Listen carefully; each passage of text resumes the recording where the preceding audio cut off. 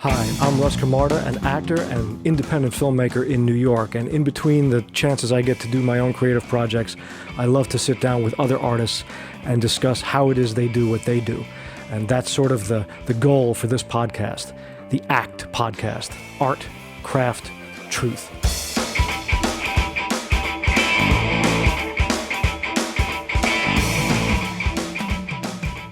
So welcome to Art, Craft, Truth. This is Russ Camarda. How you doing? I've been waiting to do this for a long time, this podcast, to talk about things that interest me with artists and craftsmen.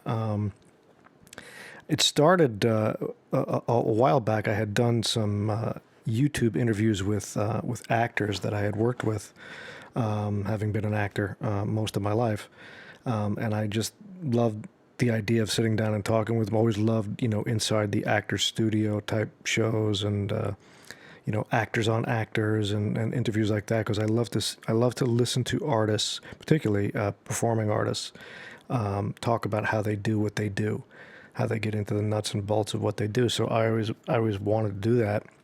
And I got to, probably about 5 years ago, I sat down with, a few actors I had worked with, and interviewed them and just loved those conversations. And now in the world of podcasts, I had been wanting to sit down and do this for a long time to finally press the button on this thing and get going. So that's what Art, Craft, Truth is. And what I hope it's going to be is a chance to have conversations with artists of all kinds, musicians, actors, painters, photographers, and really talk about how it is they do what they do.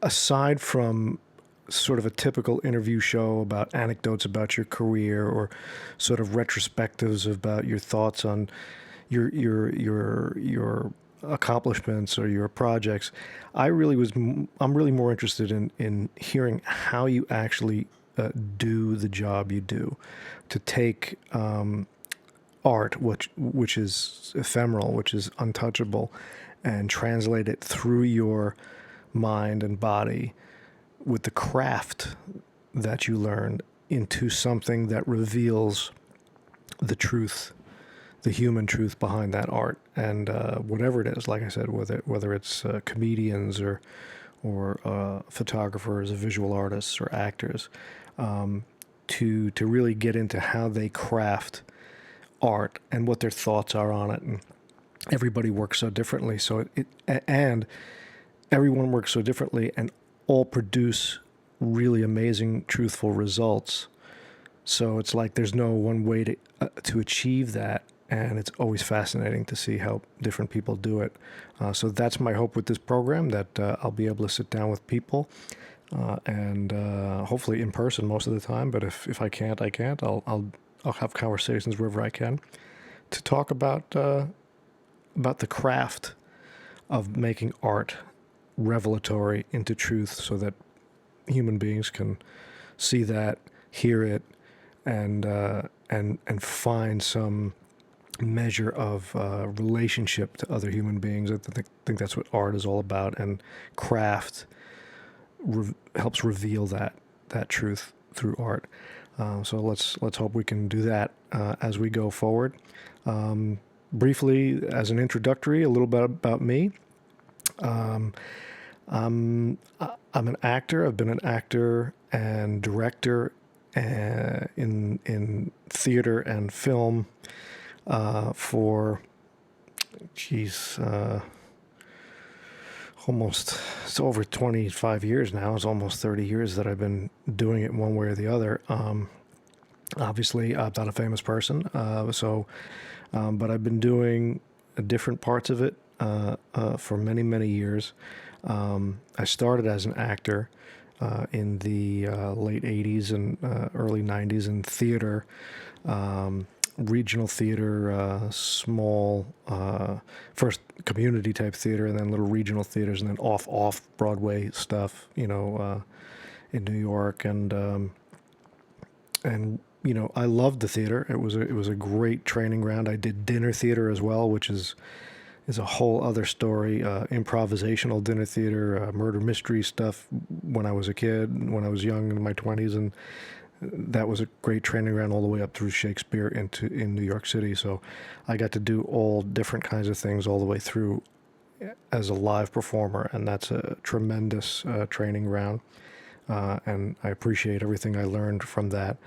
And then later on, into my late 20s and into my 30s, I started to get into the independent film side and creating film projects, commercial projects. I started to build a video business on the side of my regular day job at the time. We all have them. And I was building a sort of video business on the side and getting into creating independent features and been lucky enough to now, I think I've produced 5 or 6 independent features, and I directed 2 of them, and I've starred in a bunch of them. I've edited them all. I've done a whole bunch of short film projects where I've directed and I've acted and I've edited. So I've been in front of, behind the camera, on the stage, directed in the theater, directed and acted at the same time, both in theater and film. So for many, many years, that's been my my experience as an artist. And I studied, when I first started studying acting early on, I studied all the different techniques. I studied Stanislavski stuff. I did Strasberg's method stuff. I did Meisner, and eventually fell into David Mamet's Atlantic Theater Company practical aesthetics type approach. And you mix all these different tools, and they're all good for different reasons. That you can use different things for different situations, and you come across after 2+ decades, you sort of it dissolves into this amalgamation of what you are, and you just kind of do it, and you have your own approach to how you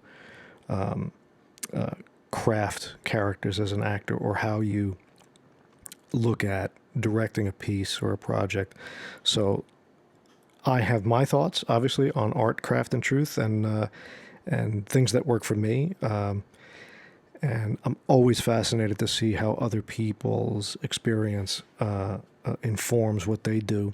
And I hope that most of the times that we spend on this podcast will be just super casual conversations. I mean, I'm not a big podcast person. I don't listen to a lot of podcasts, but I listen to the big ones like Rogan and stuff like that. And I just love the casual nature of that. And I think that's the brilliance of this form, is the long form, casual conversation where you can really get into the nuts and bolts, and it's not this sort of encapsulated let's do a retrospective of your career type thing. I like the idea of working through something in an easy setting where people are comfortable, and we can just kind of chill and talk. And who knows who I'll be able to have on here. Most of the people initially that I'll have, you probably will never have heard of. If we get lucky, maybe there'll be people who are higher profile and have a more interesting resume that you might recognize that we can talk to. But no matter what we do, hopefully the intricacies of how they do what they do will be as fascinating to you as it is to me. So that's my goal for this program. Just to produce something that I'd be interested in listening to. And I think that's all you can really do. And I have no goals as to where I want it to go, what I want it to be. I'm not looking to create some career out of it. I just want to enjoy myself at this point in my life and have conversations about the things that fascinate me. And this is one of the big ones, because it's played a big part in my life as an artist. My personal theory, just quickly, is I'm sort of a real hands-off artist. I think that I've always believed that, I mean, I separate them into three different categories in the title: art, craft, truth, because I think they're different. Art and craft are different things. I've always believed, and I've analogized it to, that art and craft are like poetry and the poem. You know, art is the poetry, craft is the poem. So to me, poetry doesn't belong to anybody. Art doesn't belong to anybody. You don't create art. You don't create poetry. It's sort of part of the spirit of what is out there, the thing that makes up the world. You know, the thing. It's divine in a way. It's part of the matrix of what we are, and we're in this physical dimension with just these senses, you know, these five senses to express and navigate our way through this particular dimension of reality that we can perceive. And we're tapping into this art that is imperceptible. So the only way to do it is to channel it through you and then to craft it. And that's the poem, is the way you take this unseen art and craft it through whatever your chosen medium, whether it's the actor on stage or the director behind the camera or the painter with the brush or the musician or whatever your craft is. You're taking art and you're crafting it into something so that it can be perceived by other beings, other human beings, and felt the way you initially felt it, so that there's a communication of something that's unseen, unheard, unfelt, and you've somehow communicated it. You've brought it into the space where we all exist, where before it didn't, and now everybody can share it. And in the sharing of that art through craft, there is a truth that's revealed. There's a human connection there, or even beyond that, there's a connection to everything that's revealed that is important, I think, because we walk through our lives just simply because of the nature of our physical being. We walk through this plane, this space, isolated. The feeling of aloneness, the feeling of isolation, the feeling that we are an individual and we're not. And that's what, that's where all the problems come, is once you start to see everything else as the other and you're by yourself and you're your own, every man's an island kind of idea. But it's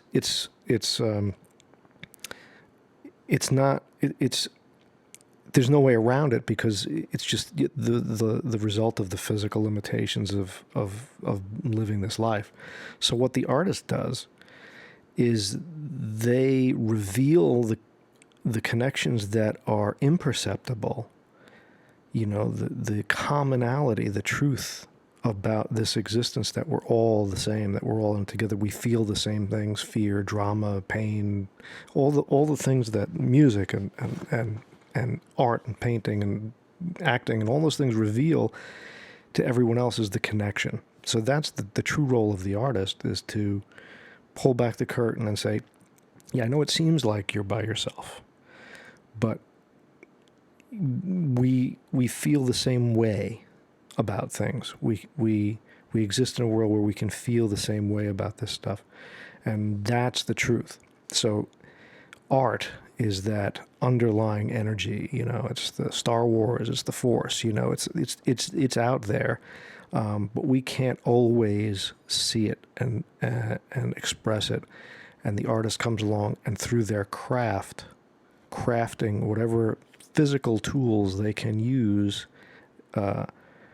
they can reveal that art and thus reveal the truth to other people. So, and along that chain, the other thing that has to be and again, I'm speaking from my personal feeling, the other thing that has to be pushed aside is the ego part of it, the because the craftsman, if they get too involved with themselves as a craftsman, where they're too identified with themselves with the craft part of what they're doing, they tend to want to own and hang on to the creation as if it was something that they did, that they created. And my belief is that the art, again, is universal, so it belongs to no one. Your crafting of it into existence is sort of like facilitating. It's like a liaison. You're passing the ball with your talent, absolutely, but you're just passing the ball from a place of invisibility and imperceptibility to something that can be perceived. But you didn't create it. It didn't just spring from your genius. And I think that's where I lose a lot of people, because writers write a book, write a play, write a screenplay, write a whatever, and they say, well, I thought of it. I created it. And I would argue that there's a step before that. There's a step before that inspiration that allowed you to get acquainted with that piece of work in your soul, and then you facilitated its birth into the world. That's no small thing. That's a great thing. That's a very, I think, a sacred task that the artist has. But it doesn't mean you own, you created it out of nothing. That you participated in its debut, to the world. And I think it stays that way right along the chain, from the writer to, let's say it's a film, from the writer to the actor, writer to the director, to the actors, to the editor. Everybody along the chain has a hand in crafting the revealing of that truth, but none of them own it. And the problems, I think, come when somebody wants to own that piece. And I think you should respect where your craft participated in the journey, but the moment you hang on to it, you kill it.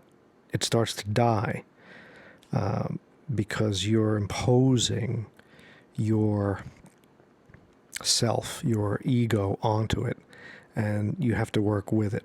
And so as a result, I'm a very sort of hands-off artist. I tend to, even as a director and in film or theater, I tend to kind of let things organically inform me as to where we're going to go.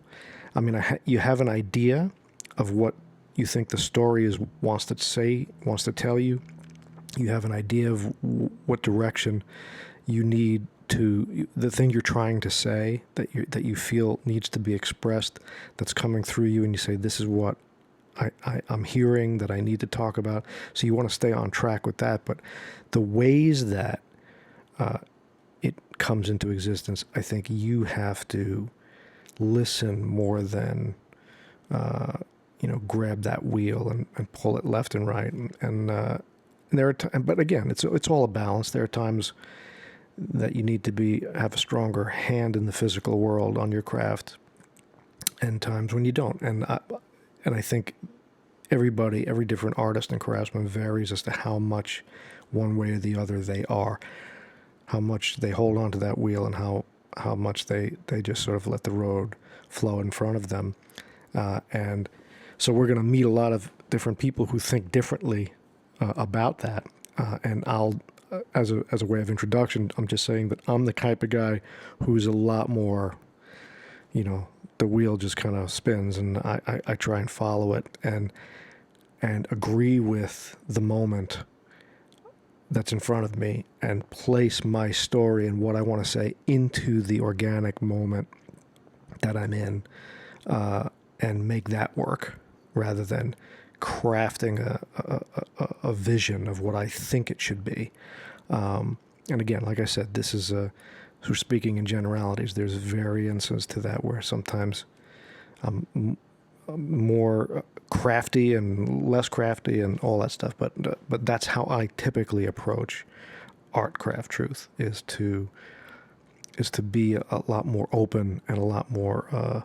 And I think that comes from a couple of things. Let's be honest. I think there's a couple of things that it comes from. One is most of the craft and art that I've had to do in my life has never been funded, properly. So everything is sort of like, sure, would I love to have this happen or that happen? Well, we can't afford to do that, or it's not the space to do that, or whatever it is. So you've had to adapt. So I sort of existed in a world of independent art creation where you have to be much more open to the way things are. But what I think that did is it allowed me to appreciate that as a gift, that it was showing me something that, yeah, if you had more resources to do this, that, or the other, you would do it, you could do it, but you'd also be a slave to sort of your ego version of what that is, where you wouldn't see the opportunity without it.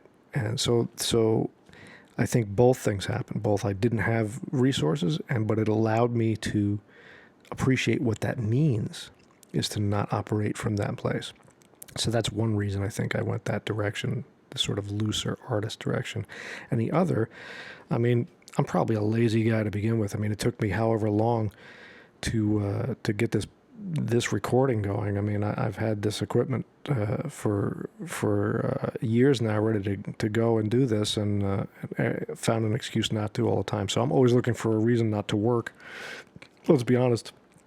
And so the more detail, the more craft, the more production design and hands-on everything about a particular project that has to be done, the less I want to do it. I don't want to be. I like going home at the end of the day and relaxing, and I'm not an obsessive artist, and I think part of that speaks to probably why I never became financially successful at it, because I think you need a certain level of that kind of frontal lobe, ego, obsessive, direction-oriented ambition, and I just don't have that. I never did. So I think that's another part of why I operate the way I do within my art. And I struggled with that for a long time. I felt guilty about not having that kind of ambition and beating myself up as to why I hadn't achieved this or that over the course of my life. And people all surrounding you saying, oh, you're talented, you should be this, you should be that, and you believing it and agreeing and saying, yeah, I should have done this or that. And you have a clock in your head that by this age this should have happened, and all those things. But I've come to a point in my life and have come through a number of things, as we all do as we go along, dark things and difficult things, that reveal to you who you are really now. You arrive, you sort of land on a landing pad at a certain point. And hopefully, if you're lucky, you do it without too much damage to yourself or those around you, and you can survive. And I'm lucky enough and blessed enough that I've arrived sort of on this landing pad where I'm cool now with, no, I'm not going to be, getting the Oscar. I'm not going to be, this isn't the career that I will be remembered for, and if I'll be remembered at all. But where that was important once, it's not now. And let me tell you, that is no small thing, because it was that clock in my head and that feeling, that ego that I talk about controlling your art, controlling your career, that ambition, which produces great success for many in this plane of existence. But that thing in you, if you don't have the whatever it is, the stamina, the tenacity to then put it into action, but you still have it in your head. That is a terrible combination. And that's what I had for most of my life, was this sort of belief that I had something to deliver and to give, but I did not have the energy or the tenacity or the ambition to do it in the physical world. But it still was in my head that I should be. That's a tough one, because now you're just living in a bitter existence for a lot of the time, and the people around you suffer from what the residual effects and the byproducts of that are underneath your soul. And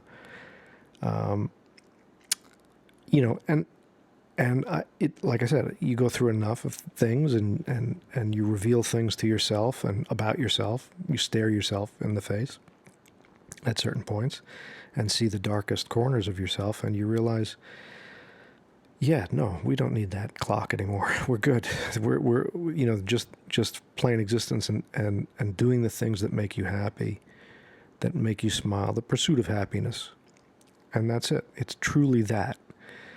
It's not always the achievement of happiness, but the pursuit of it is everything. It's worth it. And that's all I want to do. It's all I want to do with this particular program. It's all I want to do with my art at this point. I want to create things, and whether it's poetry I write or short films I make, or if I ever get to do theater again, that would be wonderful. But anything I do now is just to challenge my own artistic soul, with no hint of what it could be, what it might be, what I should be doing. I think all of that's got to be put away, and I'm just happy to be here and being able to express anything at any given time. And if along the way, the other thing I did in my life was I was a teacher. I taught acting for a while, and I love that. So if there's anything, I love the feeling of that. So if there's anything in this particular project, this podcast idea, that teaches, that somebody gets something out of, that's even better. That's a bonus, and I'm happy to do that too. So I hope as we go forward that this is going to be an exciting experience, listening, maybe watching if we do some video with it and everything. So it's something that fascinates me. I want to know what other people think about how they do their art. I'm oblivious a lot of times to, other types of artists that I have no idea, musicians and comedians and painters. It's like, what? I didn't learn your craft, so I'm fascinated to hear from these people. So I hope in the future we get a bunch of these folks to do it, and just have fun conversations. So that's what I'm looking forward to. I hope you'll join us along the way, and enjoy the knowledge that comes out, and in it see the value of what art and craft do to reveal truth, and when you see that truth, that human truth, see the value in the revealing of the connection that we all have. That's what the artists do, and it's a very important job. And I think it gets a lot of praise and a lot of celebrity, but I don't think people realize the importance of what it does to the human soul. That if you took it all away, if you took all the books and the plays and the TV shows and the movies and the paintings and if you took it all away and just lived sort of this rational, existence of, I don't think you'd be able to sustain human existence. We need it. We need stories of some kind or another to remind us of where we are, who we are together. You dig up any ancient civilization under a mile of dirt, and the first thing that tells you whether they were on their way to being civilized or not is not, it's not their agriculture, it's their art. What was the art? Even back to the original cave paintings and everything, there's some expression that humans need. They need to express the invisible into the visible, show it to other humans so that we recognize each other. That's what art does. That's what artists are here to do. And that's who I hope to hear from as we continue this program. So we'll see you down the line. Thanks so much for listening, and I look forward to the next one. So long.